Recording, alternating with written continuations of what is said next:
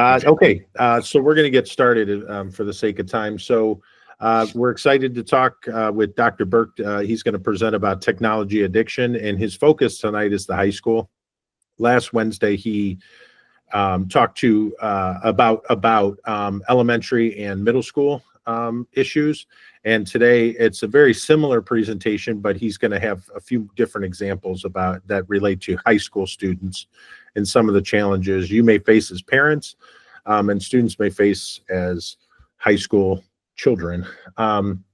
So Dr. Burke is a licensed clinical psychologist and an internationally recognized expert in the child-adolescent behavioral field, who brings both a clinical and education perspective to his work with children, adolescents, and their families. It's really nice for us. He's right in our backyard. He's down off of Mercantile in Beechwood, so he's very local. And so very local, yes. Yeah, very. So with that, I'm going to turn it over to Dr. Burke. Thank you. All right, if you want to start the first slide, then we're going to go to them. So welcome, everybody. This is actually our presentation that I have to do, and I could certainly talk for 10 hours on this topic. So what I'm going to try to do is focus the presentation on giving you information and giving suggestions that are helpful to people, rather than just describing the problem. There are some things that I think information parents need to know, but there's also what to do about it. And you know, if you go to my website, jburkephd.com, there are other videos that are posted there if you're interested in watching other videos. But it's going to be pretty focused tonight on high school age, like Ken said. So Ken, can we just pop onto the next slide, please?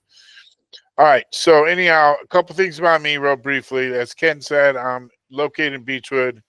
Been around 30 years. I was in Woodmere, if y'all know where Woodmere is, but they knocked down the building and made it a Starbucks and a Chipotle, so I got displaced into Beechwood from Woodmere.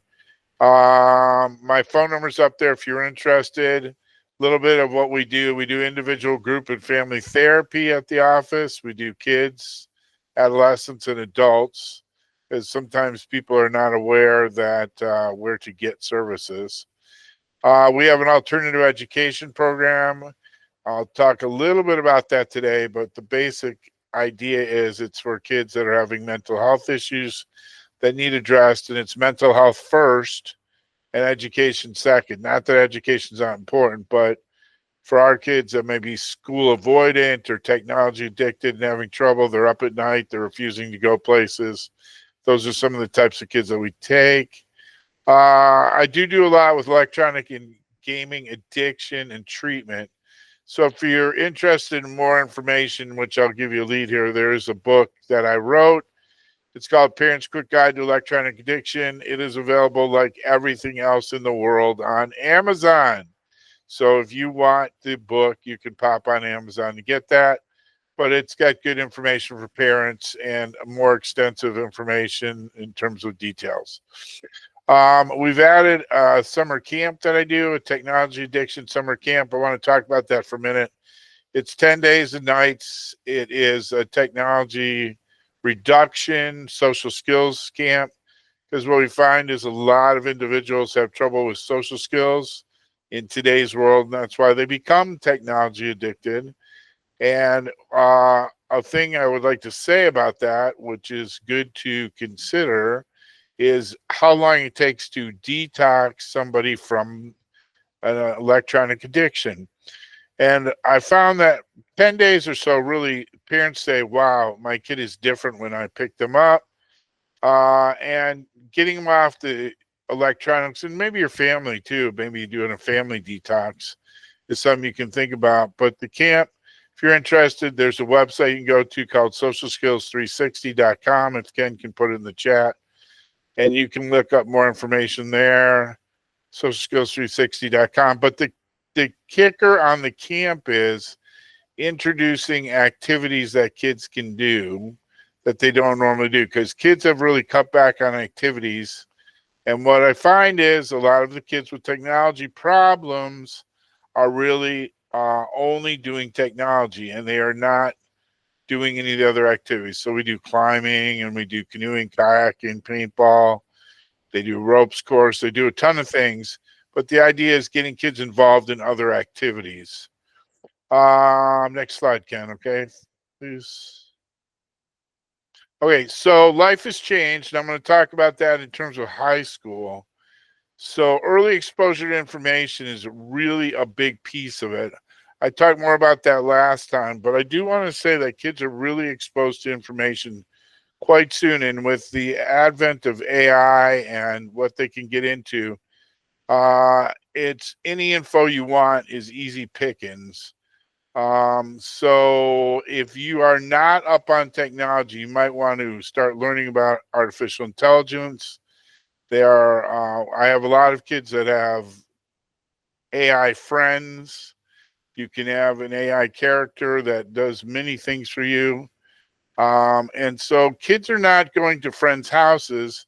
And also, they're just not out there in the world like we were. And possibly if you grew up like I did, the moment I hit 16 and I was in high school was the day I got my license and the day I bought a car and the day I was out with my girlfriend. And nowadays, kids are like, well, why go somewhere? Because I can just hop on electronics and get the same thing. And what I'm finding too is that the social anxiety, especially for high school kids, can get extremely high level. And we see this a ton at our Perspectives Academy, and I see it a ton in my practice in general. And that's because I think life changed in terms of the COVID exposure. It changed in terms of kids don't go to other kids' houses and eat their food and deal with their parents and all those things that we experienced as kids. And topic exposure, there is much earlier information out there about pretty controversial topics. It's fascinating to me how early kids are coming into my office talking about who's elected and who's running for office and how upset they are about things. And that's just a changing world.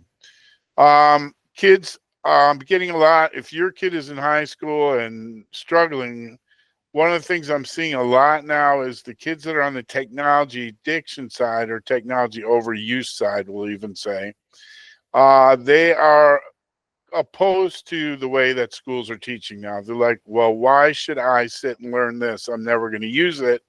And I'm sure if you're a parent, you've heard that. And our answer is because the school teaches it and the state says you have to do it.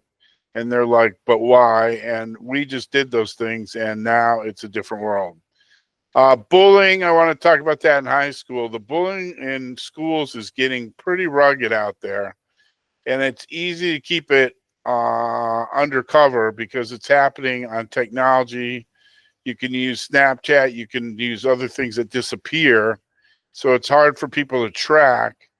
And so kids can be pretty sneaky for sure. And high school kids especially are not being educated as much as they probably should be on breaking some of these rules. So just a few things that you might want to know. There are countries now passing social media laws. So Australia just passed a law that you have to be 16 to use social media. China, where a lot of these things are developed, by the way, they only allow kids on for a certain amount of time a day. And that's where there's a lot of boot camps for kids with electronic addiction, which is fascinating.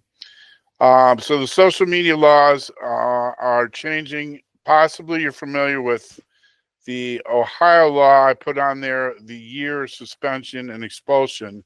If you make a threat and your child says something, and I'm going to give an example I was talking about earlier. I had a girl come in today and tell me that she's at a private school and one of the girls made a quote joke to her friend about killing a teacher in a text to a friend, or snap to a friend, sorry, a snap to a friend. And the friend screenshotted it and then passed it around. That girl with the new Ohio law coming through is possibly subject to a year expulsion. So it's very much changing. Other information you should know about, if you're not up on this, AI there are AI friends kids can have, and they are having AI sex. So you might say, well, how does that happen? And the answer is they can create that partner to do anything they want it to do. And think about if you can create somebody that does your bidding, why would you want to be friends with anybody in the real world? And so they are, if you have older kids getting drawn into some of these things, I said last time, I think it's fascinating. I created a couple of AI friends. There's a website, if you want to check it out, called Character AI. It's free, by the way, at the low edition of it. And my Character AI is sending me emails. And one of my Character AIs, I was trying to have it teach me Norwegian, so it's sending me emails in Norwegian, which is kind of funny. So be aware of the fact that you need to know where your kid is going on the world of electronics. By the way, that is me in that picture. And that is kind of the simple way it used to be. But I don't think kids go out and fish anymore. They don't swim. They don't canoe. They don't do many of those things. And so they are stuck with the electronics more. The kids that I see that are in healthy activities, and if your kid is in high school, here's the tip. The healthy kids are the kids that are involved in some activity, and especially an activity that does what I call having a life. And having a life means it's marching band, it's drama club, it's something where you have a posse of people that want to be with you and you have your companions. Okay, if your kid is isolating and getting away from those types of things, that's where we start to see the problem. Next slide, please. All right, so challenges. Let's face it, video games are much more entertaining. Okay, just so people know, video games bring in more financially than the entertainment industry and the music industry combined. Now think about that. There's the making that much money. There are also now programs at colleges. One of the biggest ones is in Salt Lake City, where you can just major in video game design. And it is a changing world out there when kids say, I want to be a video game designer. Now, something to say to your kids, and I'm going to just say, because high school kids are starting to think of careers, they think, well, I'm just going to invent a video game. Well, it's not that easy. There's people that do the storyboard. There's people that do the programming. There's people that do the characters. There's people that do the marketing.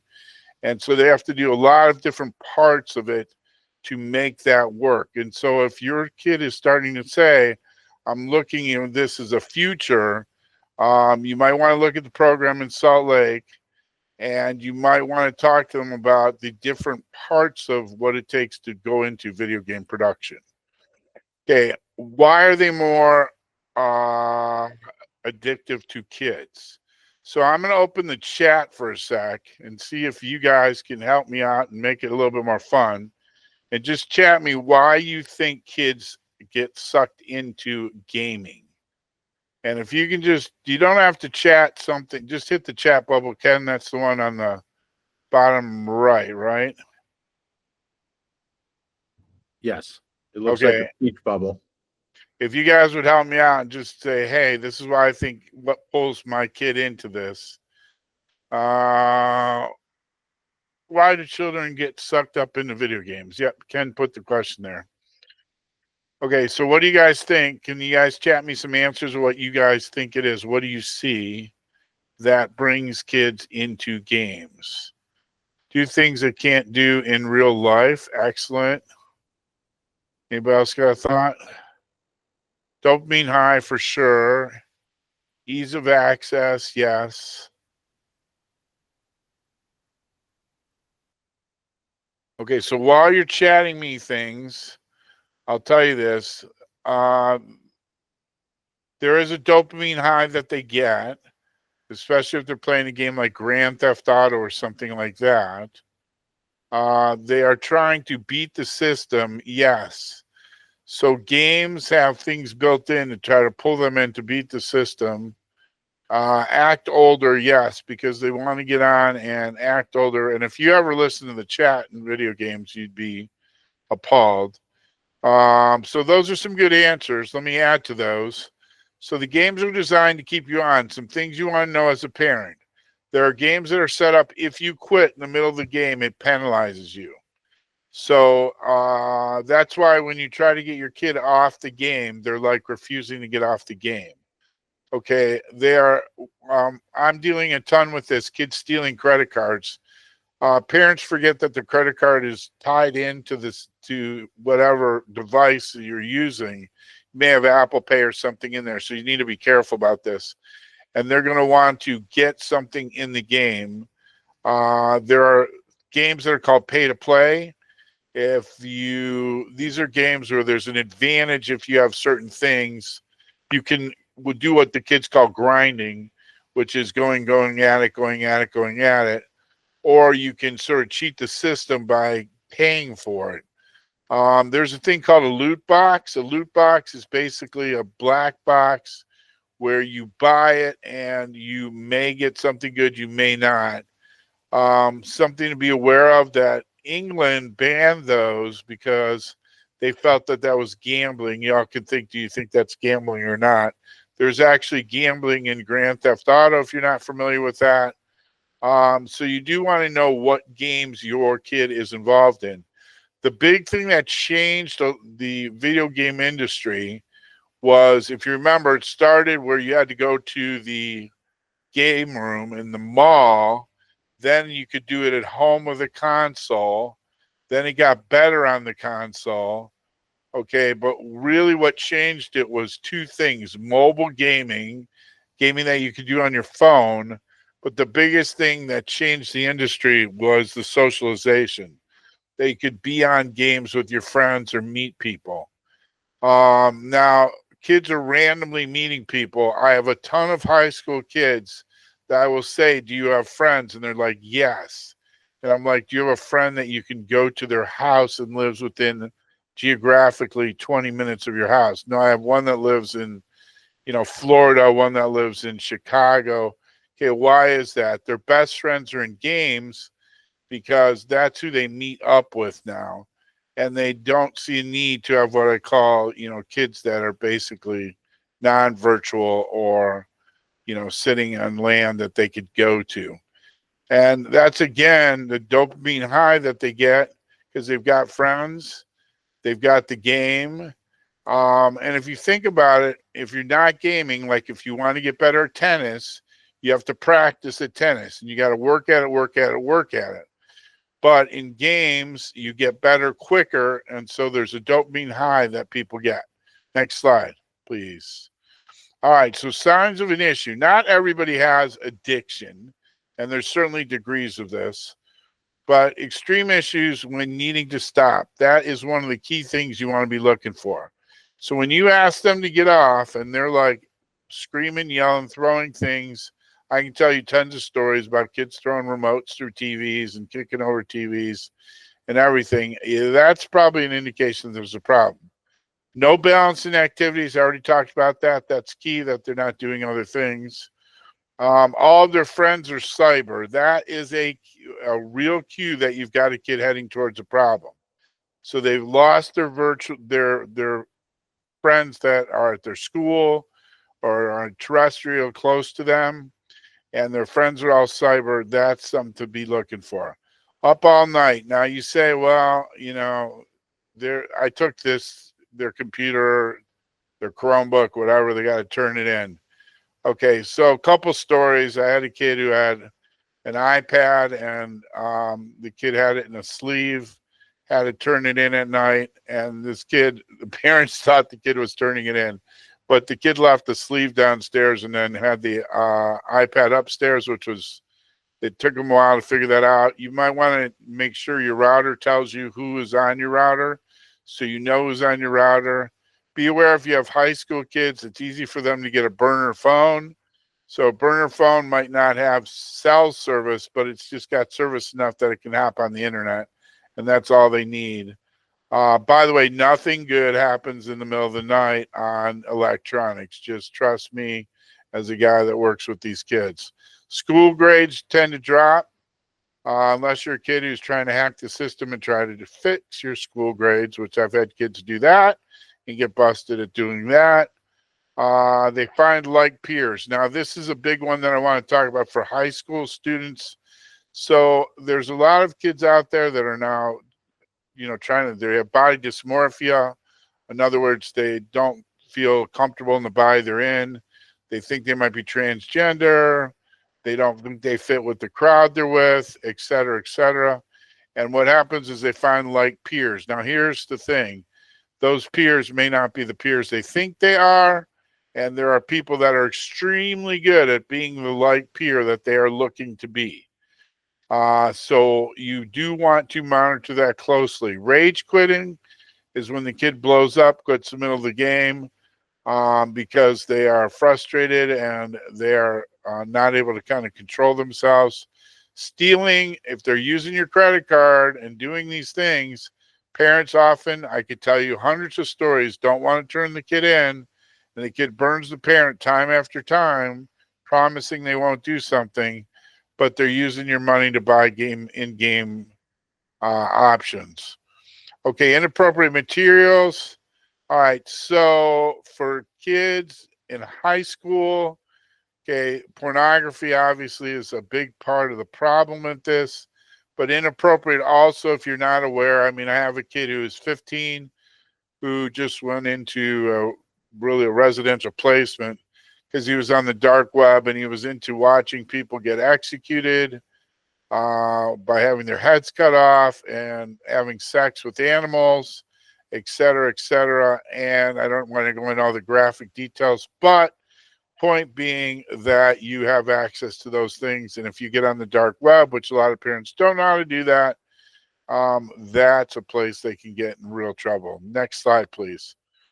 Okay, so it's not all in your head for frequent phone users. Basically, there's some research that shows that people experience a spike of the stress hormone cortisol, not only when using their phones, but also when the phone is in sight, nearby, or thought about. So if you came to my camp, well, this is pretty fascinating. Kids are not allowed to have electronics. We've had kids try to smuggle them, but they're like shaking after the first day from detox. Now, after a couple days, they do much better, but they're jonesing for that electronic connection. And that's pretty scary if we're at that place. And that's why I was talking about the detox time that it takes to get away from the phone. Now, the technology is getting really good, and you all can think about your own phone, but there's ways that phones keep you hooked in, and one is notifications. They draw you in, and if you're driving and you're one of these people, if you just look at next time at a light, how many people are checking their text messages at a light? It's pretty amazing. Okay, next slide, please.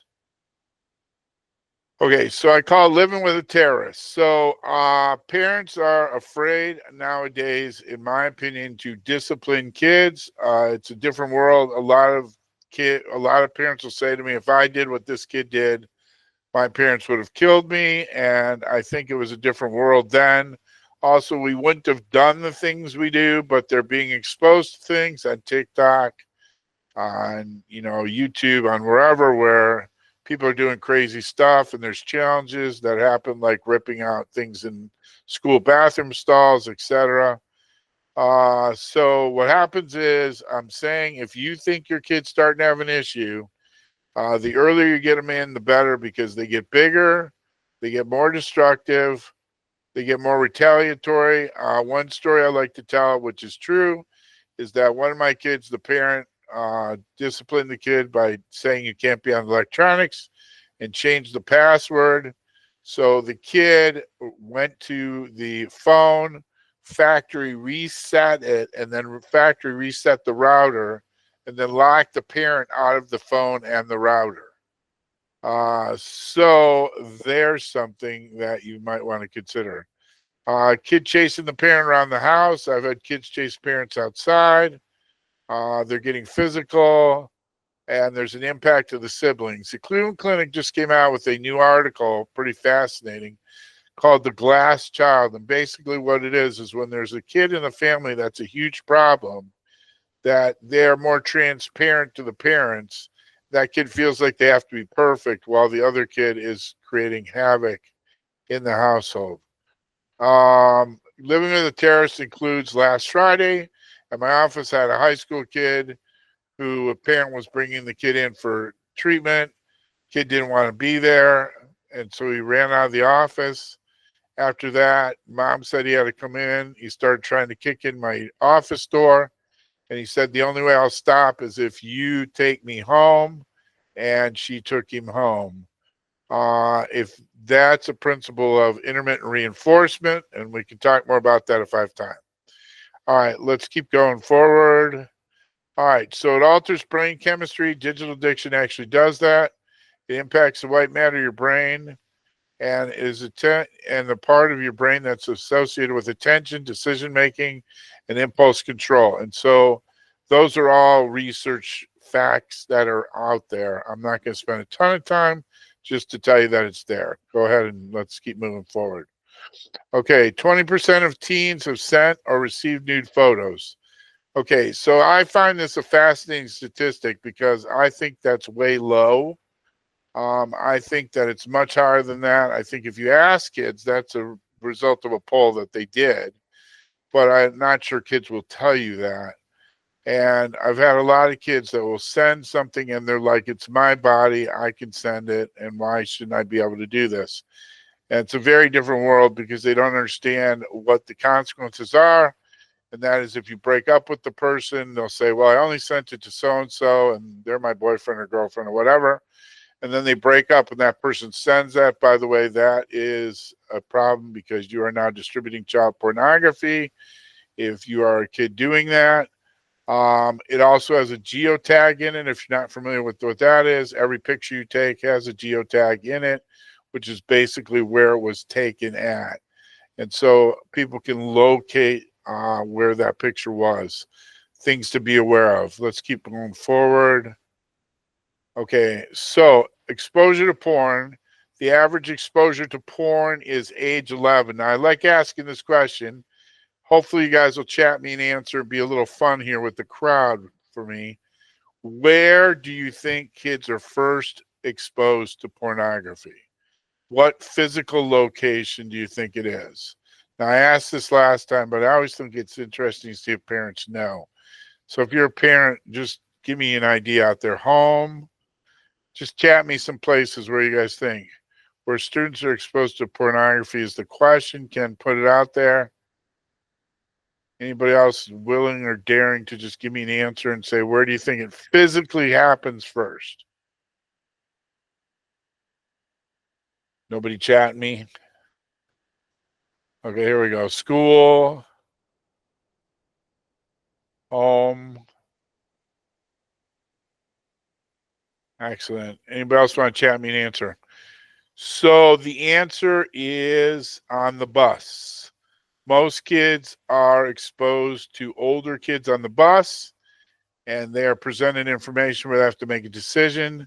It is really important that you are talking to your kids about this. I have the idea of being normalized, that kids are just getting exposed to this. And it's different than in the old years when we were there and there was a Playboy magazine or something. Pornography is much more graphic. Kids get addicted to the pornography. They're masturbating to the pornography. And then what's happening is as they get older and they're trying to have sexual relations with somebody, it can affect that sexual relations because they have trained their brain to the pornography. That is actually a true thing that's happening out there. Their brain becomes dependent on that for stimulation. So having open discussions with your kid about that type of information, I think, is important. Okay, let's keep going forward. Okay, sextortion, a very important topic. So the people that are doing this it's a lot of times high school kids are the kids that are caught in this. And basically what they're finding is kids that are easily like preyed upon because they're isolated, they don't fit with the crowd, they're having issues, and then somebody magically sort of fits like a lock and key into them about what they're looking for, and they will take them off a gaming platform. This is, if you don't understand these, you can ask me questions later, but they'll take them off a platform like a gaming platform like Minecraft or something, because those are monitored, and move them to something like Discord, where it's easier to get information back and forth that isn't being monitored. Okay, sextortion basically is at some point they're going to get that kid to send nudes, to masturbate on screen, to do something. And people say, my kid would never do that. And I would tell you, you'd be surprised. And then once they get that, they are extorting money from that kid. It's not about sex. It's about money. And they will say, we'll release this to your school, we'll release it to your parents, etc. And I can tell you that there are a lot of kids that are subject to this. Recently in our area, we had a kid in Streetsboro who killed himself. We had a kid in Cleveland Heights and a kid in Mayfield Heights. So if you don't think it's happening, it is. And you need to really inoculate your kid about sextortion. Sextortion is happening from outside the country most of the time, so the police cannot do a ton about it. But they will lure the kid in to do something, and then it's a big money thing. And the money never stops. They will keep going at it. So be aware of that and make sure you talk to your kid about sextortion. Okay, next slide. All right, how to help your child not fall victim to technology. So inoculate them from the words you hear. So you need to talk about sextortion. You need to about if they're younger and they're like, what does this word mean? You know, I heard this, talking to them and being open about that. All I can tell you is a lot of parents are naive about how early kids are exposed or know things or do things that you don't think they would do. Open communication, I talked about parental consistency is really key. So in my office, a lot of times what happens is I have two parents working with the kid, but they're inconsistent in the rules. If you have technology rules, you have to have consistent technology rules, whatever they are. And people ask me, the big question is how much time should you use on technology? We're going to talk about that in a minute, but you should monitor what the kid's doing. Now, that means that they should have a screen facing you. You should be checking their history. And there is, if they're erasing their history, that's an issue. There are programs out there that will make your history disappear. There are hidden programs out there. If you're not familiar with these, you can go on YouTube just like your kid can and learn more about them. But you want to educate yourself about these. Mandate a balance of activities. That is huge. If I could tell you anything that I think is the most important, it is if you want your kid not to have a technology addiction, they have to have something else they do. Now, what I say is I call it pay to play, and I'm going to talk about that idea. So the idea is if you want electronics, you pay to play. So you got to volunteer, you have to be in another activity, and when you do those things, you pay, then you can play. Without those, there's no balance, and that's a problem. Now, you can do ski club for 8 weeks and then do something different. That's fine because, you know, kids do change activities, but you can discuss what it is. Okay, FOMO, real thing, fear of missing out. This is huge. So not to be like judgmentally sexist, but I see it more with the girls I see at my office. And that is they will send a picture of them all together wearing their Uggs and having their, what's that water cup called? I'm blanking on it. Somebody help me. There's the name of that water cup. But they're all with the same. A Stanley Cup? Stanley Cup. Yes, thank you. So they have their Stanley Cup and they're all at a place and they send it out and they send it to the girl that was not included in it. So that is on purpose, and there's a bullying move that goes on there. Parents, the thing that you often hear, I'm sure you guys hear this, is but all the other kids have blank. All the other kids stay up till 3 in the morning and play video games. All the other kids, and it is hard to be a parent and have your kid angry at you because you say, well, in our house, this is the way it goes. And of course, kids are not always telling the truth about that. And that's what I tell kids to think about, that kids can say stuff, but that's not always true. Computer facing, you already talked about, not in your room at night. Do not let electronics in the kids' room at night. If I could give you another biggie, that's where trouble happens. And you do want to tell the kid, I'm going to search your room. So be aware that if you have electronics, I will find them. There are kids that can be super sneaky with these kind of things. And the other is you have to share your location. So most of you probably have your kid on Life, some type of thing like Life 360 or something like that. So they have to share their location. You can watch their driving. This is a huge thing that a lot of parents are doing that I think is good. You can see how quick they're braking, what speed they're going on certain roads. And the kid knowing that you're monitoring that on Life 360, I think is really helpful as a parent if your kid is driving. So you probably, if you don't have that, you might want to really consider that to be helpful. Next slide, please. Okay, diagnosis of internet addiction. So there is a diagnosis by the World Health Organization. The short of it is, I'm not going to spend a bunch of time on it, but it's preoccupation with the internet, withdrawal symptoms. They build up a tolerance. They need more and more. They get a lack of control. But the big one, and if you want to highlight, write yourself a note, they continue to use despite negative consequences. So this is the same as alcohol and drugs. People get DUIs, their wife leaves them, their husband leaves them, their jobs firing them, and they continue to use. So these are kids that just keep going at it no matter what. There are technology addiction residential treatment centers in the United States. They are super expensive, generally not paid for by insurance, and that's why the earlier the better with your interventions. Next slide, please. Okay, so recommended time. All right, everybody, this is a chat fun thing. Let's try this. Everybody that's on, please participate. So what I want you to do is I want you to put your kid's age and how much time you think is fair for them to be on per day. So you can put like 16/5, which means they're 16 years old and you think they could have 5 hours a day. So give me their age. I got 15/2, 15/3. Yeah, I need some people who are willing to chip in here. Just give me an age of your kid and how many hours you think is the recommended time. Anybody else willing to jump in? Okay, I've got 16/2, 17/2, 15/3, 15/2. All right. Anybody else willing to go?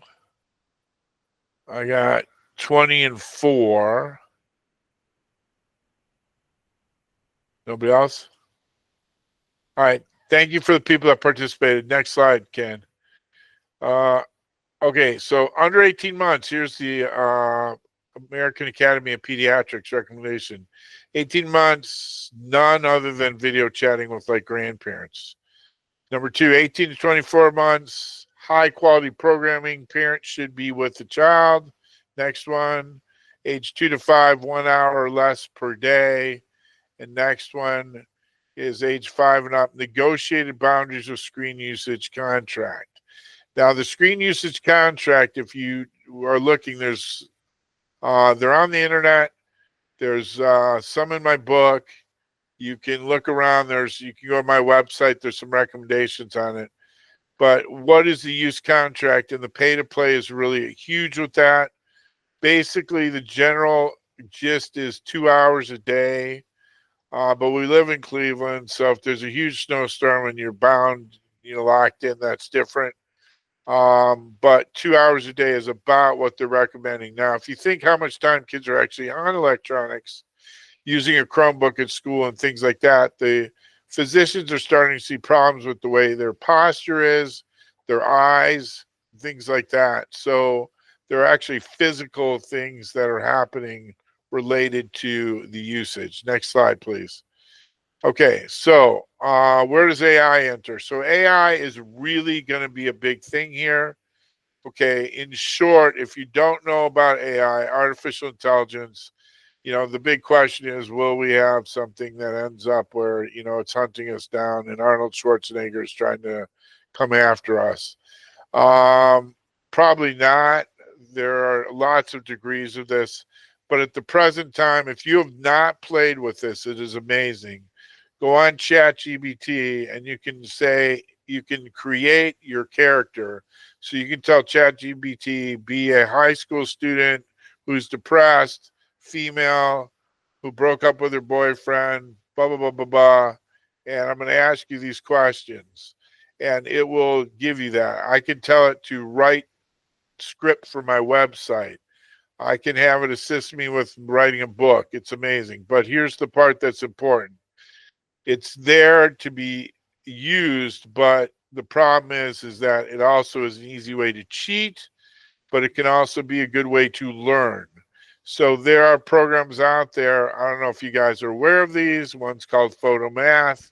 The kid can take a picture of a math problem. It will give them the answer, but it does show the stages of how to do the math problem. So it could be a free tutor if used right.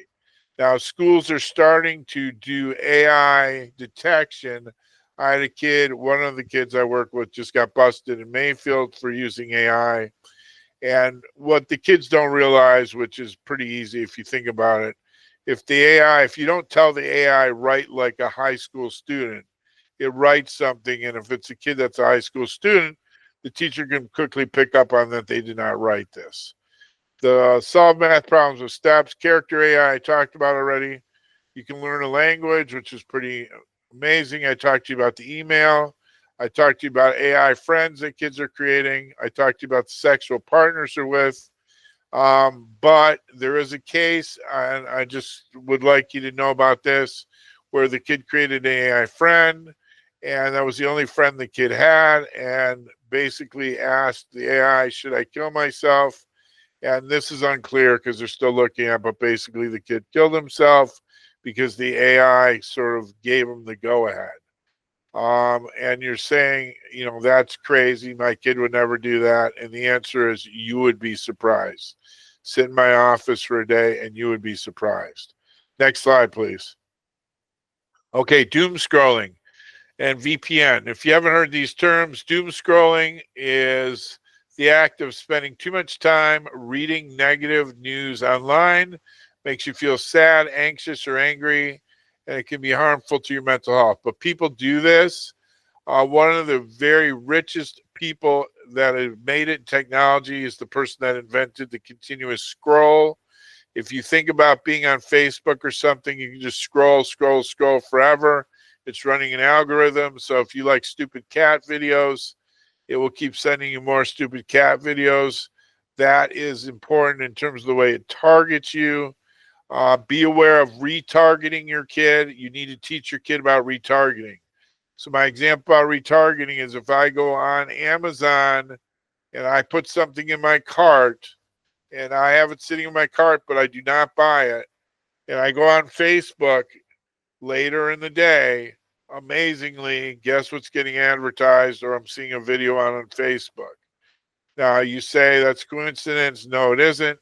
Possibly you also have had this right next to me. I got to be careful, the A word device, because it will pick up if I say its name and it's listening. So if I say something that it's going to pick up on, I'm going to see that go into my feed.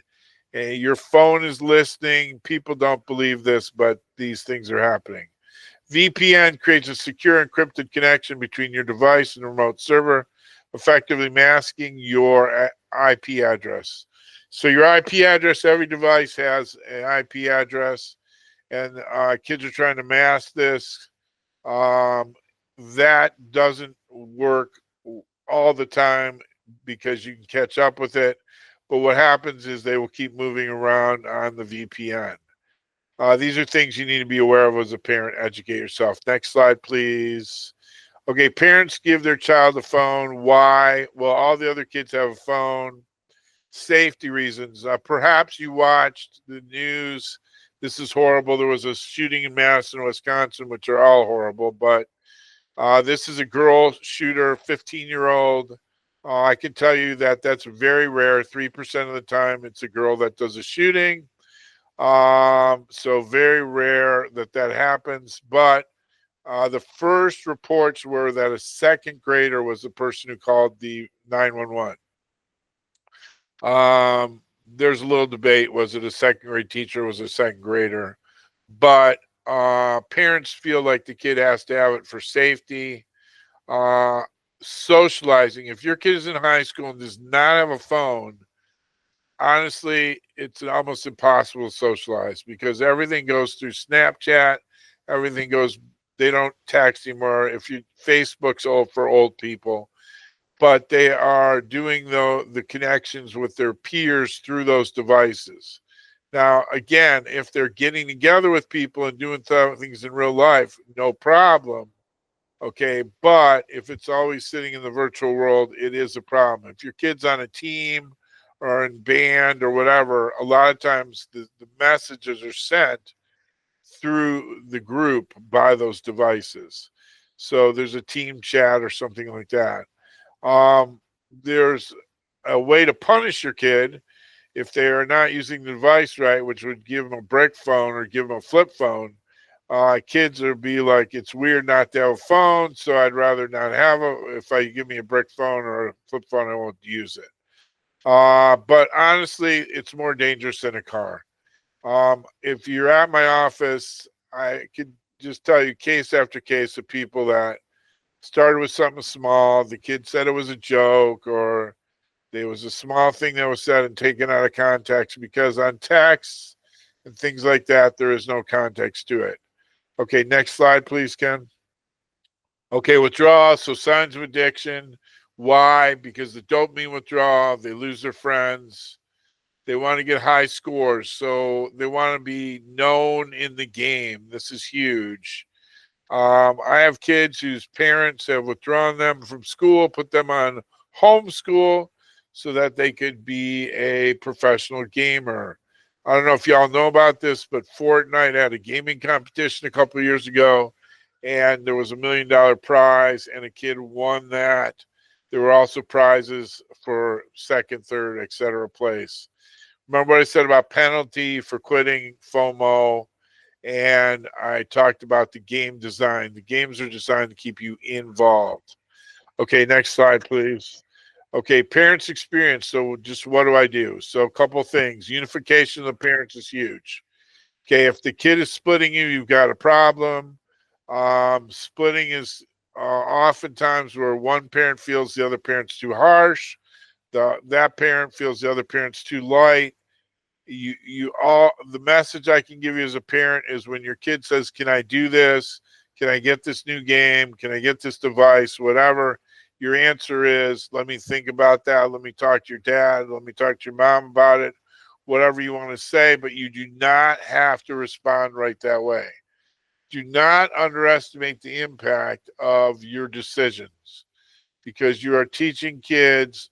Example, I have like a boy that lives with his mom. He just keeps getting abusive to his mom to get what he wants. Turns out historically, the mom was abused by the dad. The kid learned it, and he's just mimicking what he's seen. Open communication is huge. So if the kid's like, well, something special's happening, there's a reason I need to have my phone for this, blah, blah, blah, blah, blah. I think it's important that you allow those discussions. There are opportunities, what I call when the window opens with high school kids, really important to consider. And there's a good time when you're driving them in the car if they don't drive yet. There are just moments that your kid is more likely to talk to you, sometimes at bedtime. you want to use those times. Getting up earlier, okay, why? Because by the time it gets too far, they have social issues, they have depression issues, they have anxiety, their school grades are getting bad. That's where you're starting to see those problems. So help earlier makes a difference. Balance with other activities, I talked about that, and parenting is not always easy. Next page, please. All right, cheating. So if you remember the way we cheated, you wrote something on your hand, if anybody remembers this, but I'm sure none of you parents ever did that. French class, that's how I got through French. You got a little note, right? You got to make sure the teacher didn't get the note, but cheating is becoming more the norm. Because of the pandemic, it's really easy. Next slide. I want to just show you this picture. So if during the pandemic, kids would have more than one screen open. So on screen one would be the questions, on screen two would be the answers that they were Googling or whatever. And you're saying, well, my kid, the pandemic was years ago, blah, blah, blah, blah, blah. Okay, research is showing the pandemic is still definitely affecting kids. And they were looking at what age your kid was when they were squirreled away for 2 years at home. So there's a social impact, there's an academic impact, and that's another reason where kids move to the electronics. Next slide, please. Okay, so a pandemic gap socially, academically, independence, I already talked about that. Let's keep moving forward. And next slide. Okay, hiding apps. So just out of curiosity, if you'll chat me an answer, do you know how to find a hidden app in your kid's phone? Just say yes or no. I'm hoping people will chat me an answer just real quick. Can you chat me yes or no? Just no, no, no, no, no. Looks like a pretty good, overwhelming number of no's. Yeah. Okay. So in the phone, you can go into the settings, and there's a place where you can find hidden apps that are in there. They don't appear on the screen. Okay. Also, there are apps that look like other things. For example, there's a calculator app that is in reality a communication app. So go into the settings, look for the hidden apps in the settings. Watch your child about what they're doing on the phone. If they're hiding the screen from you, they're up to something they're not supposed to be doing. And as I said, to watch for apps that are not apps that you recognize. Okay. So you should know every app that's on your kid's phone. That's really important. And again, if you don't recognize the app, look it up. If you have a high school kid, I recently had a case where the mom brought the phone in. She's like, I don't recognize this app. And I was like, okay, well, let me tell you, your kid is controlling a sex toy for somebody else. So there are apps that now control sex toys for other partners. And so this is the things that kids can get on their phone. Next slide. All right. So there's more conflict virtually now. Not going to say a ton about this other than this important part, which is you say, well, we're a school. We have a school at my office. Beechwood obviously is a school district. You know, a lot of times the school is not going to get involved in something because it's not their thing, but the school ends up getting involved because it comes into the school building through other kids, and it becomes an issue that kids are talking about it, and people have to do this. Linda's given us another thing. To find hidden apps on iPhone, swipe left on your home screen, access apps library, then scroll to the bottom, tap hidden folder, and you will need the authorization Face ID. So you need to have your kid's face, Touch ID, passcode. Yes, that is another way to it. Thank you, Linda. I appreciate that. Here's the problem: if your kid's face is controlling the phone, unless you have their face sitting in front of you, or you're holding them by the head, they're controlling that phone. So you need the passcode for your kid's phone. If you don't have the passcode, it is an issue.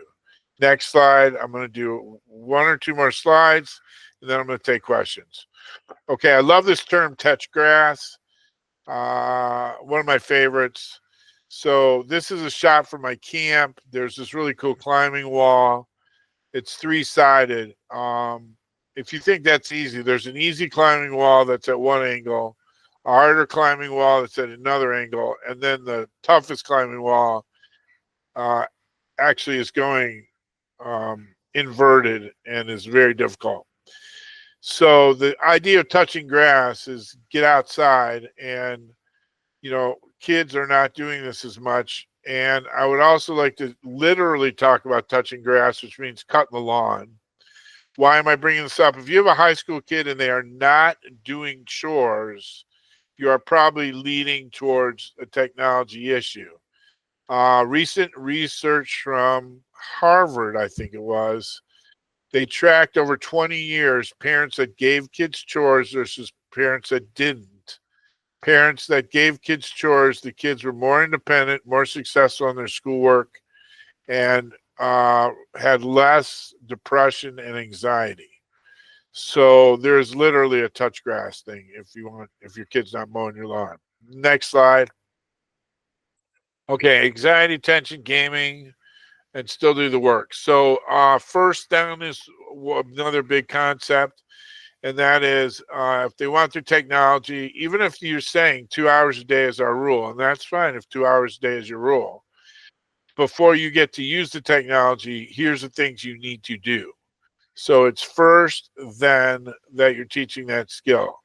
Now, I could get further into this, but I'll just make this comment. For example, if your child is ADHD, the structure is even more important, because if you know how this works, they'll be on their way to do something, then they'll see a squirrel on the way and it never gets done.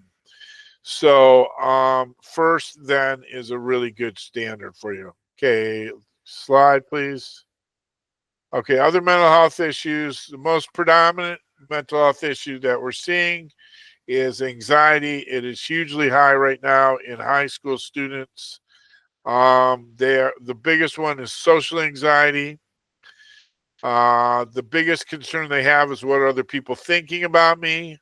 The best treatment is cognitive behavior therapy. We also have social skills groups at the office that I run. But I can tell you that understanding that most people are not thinking about you as much as you think they're thinking about you is a big part of learning to manage social anxiety. One more slide, please. Yeah. All right. That's the one. So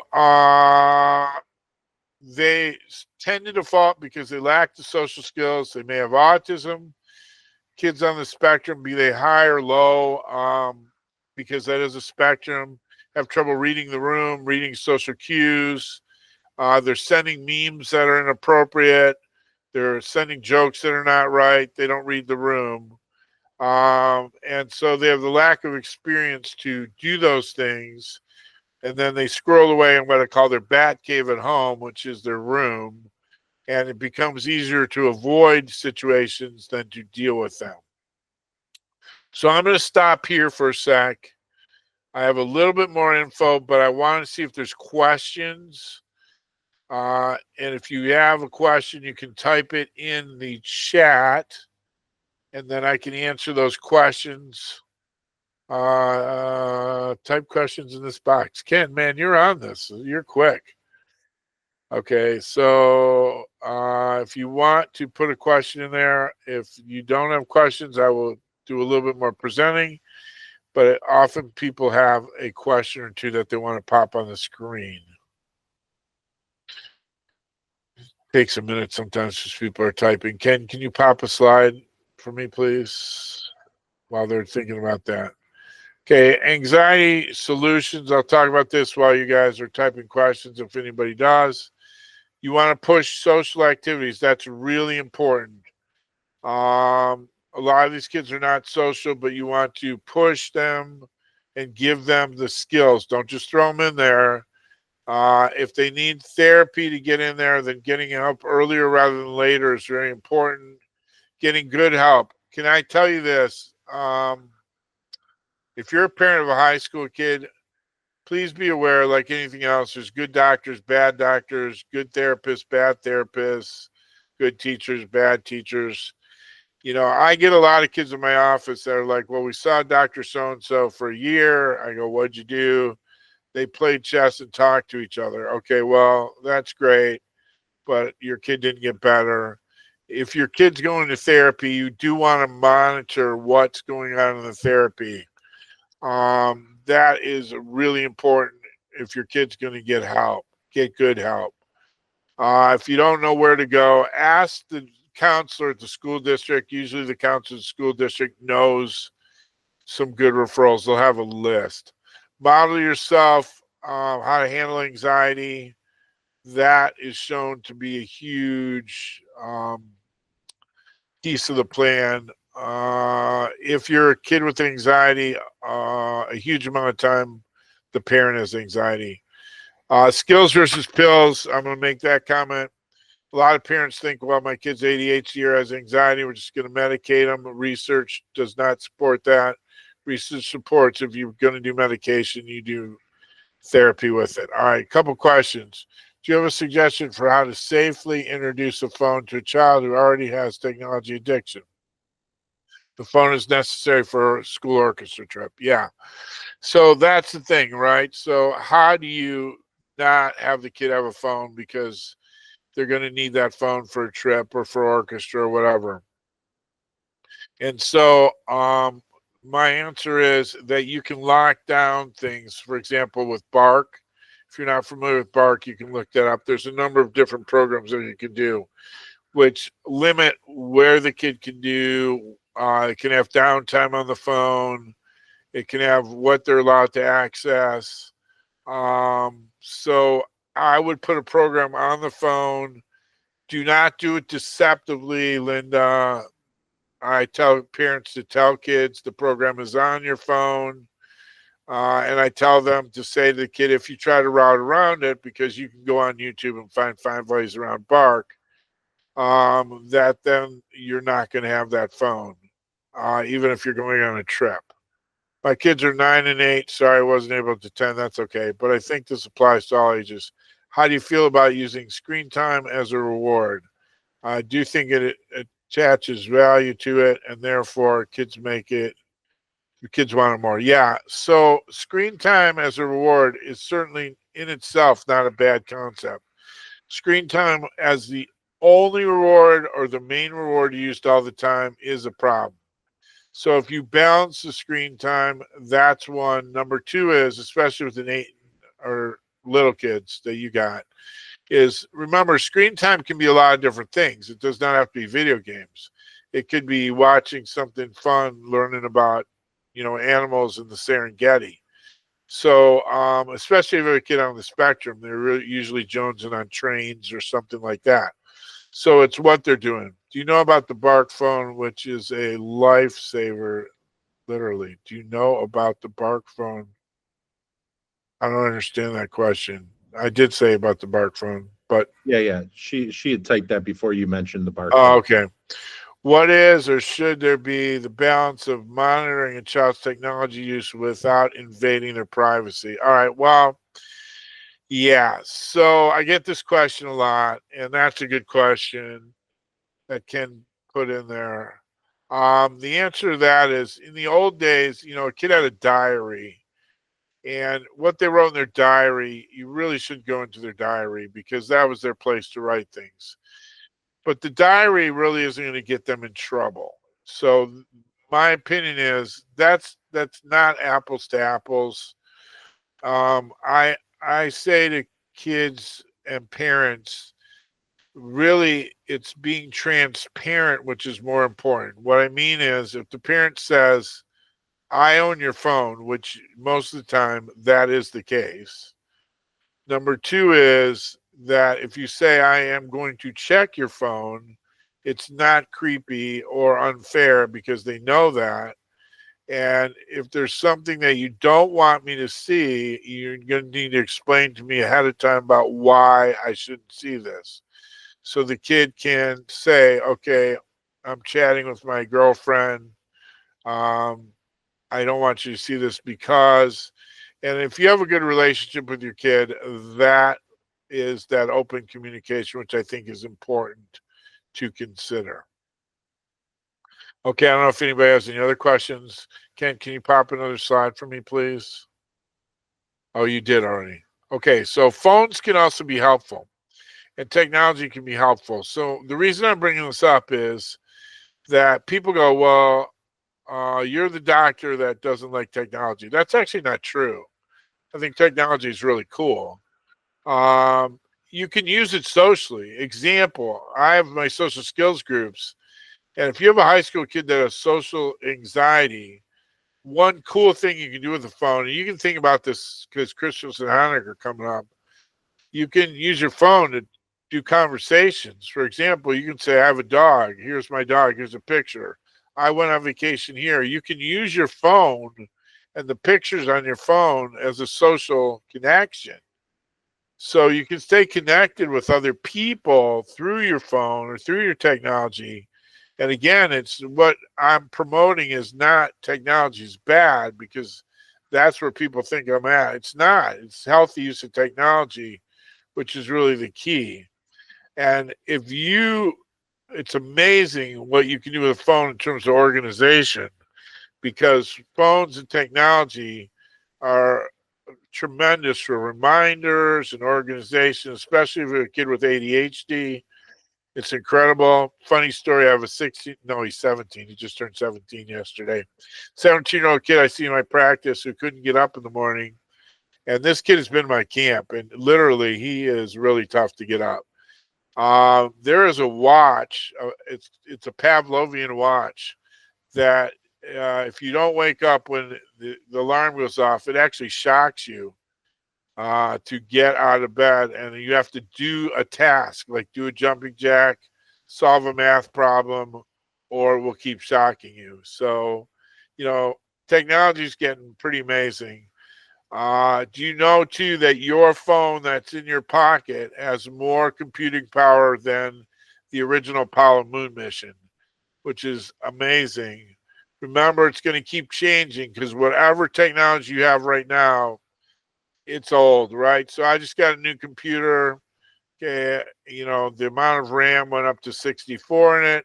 Okay, it used to be a hard drive. What was your size of your hard drive? Gigabytes. Okay. Now I got 2 terabytes on my hard drive. It's just going to keep growing. And so technology is not bad. It's how we use it is the key. Okay, I don't know if there's anybody else with any other questions because I'm trying to keep to the time frame Ken asked me to do. Let's see if somebody chats a question. Can you hit me one more slide there, please? Okay.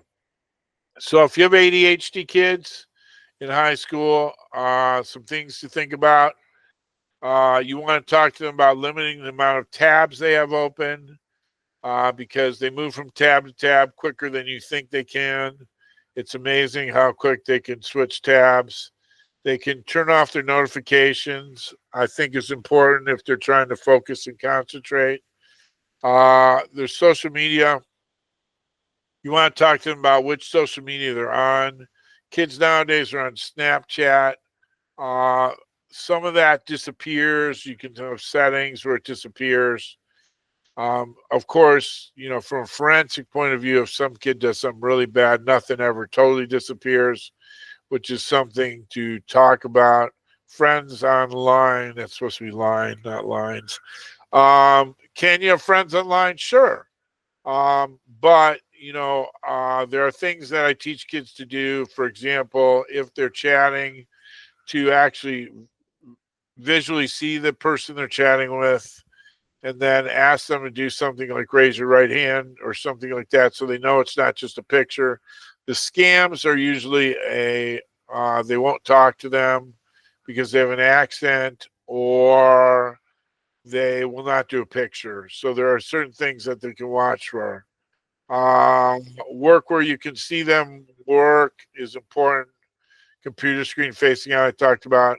Going to the library. This is a real, I wish I had hours to talk to you, but for my ADHD kids, especially, going home and doing homework is incredibly difficult when you're surrounded by all the creature comforts in your electronics.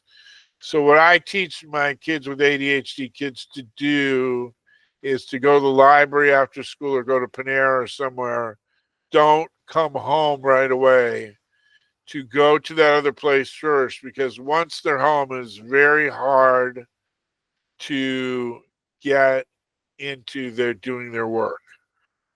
So it is a good tip for kids with ADHD. Are there any last questions? Ken popped in there. I think that's, see if anybody has any thoughts. Looks like we're on hold on that one. Yep. Okay. Can you roll me one more slide then? Okay. So in conclusion, here's the deal. It isn't your world, it's their world. And what I mean by that is districts have technology people, you know, all these things are out there, but it's going to keep changing. You know, buy an iPhone 14, the 15's out. Buy the 15, get the 16. It just keeps going. So the tips I can tell you is the kids are going to beat you in the cat and mouse game. It's just the way it is. But you need daily structure. The structure is, for example, phones go in a basket. I don't know if y'all saw this commercial on TV, which is really funny, where they're sitting down at the dinner table and everybody has to put their phone in the basket. And then the dog brings the dog feeder with, I don't know if y'all know this, there's a dog feeder. You can see your dog and you can talk to your dog through it. The dog pushes it up and turns it in.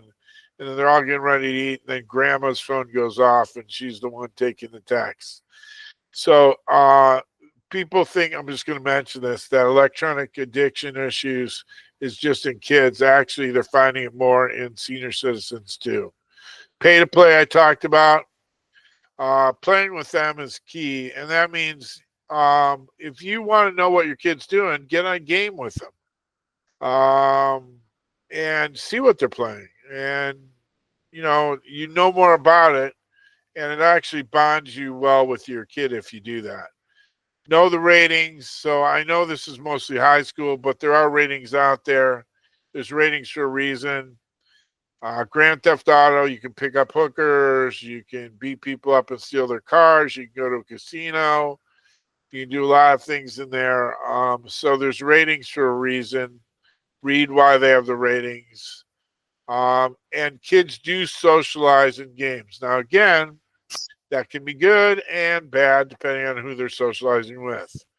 So in the old days, if you're my age or older, you remember there was one phone in the kitchen with a very long cord. You hoped you could get around the corner and talk on the phone so your mom could not hear you talking.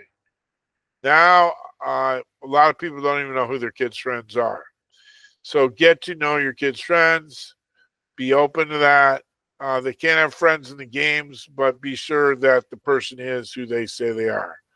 Okay, if there's no last questions, I think we're going to wrap. Ken? Yep. Just wanted to thank Dr. Burke for all of his insight in this. And if you think of a question later or you have a comment that you just didn't want to share today, email me. I'm happy to pass it along if I don't have an answer for you. And we're going to continue this conversation. So thank you, everyone, for being on. And thank you, Dr. Burke. Yeah, thank you for everybody who participated.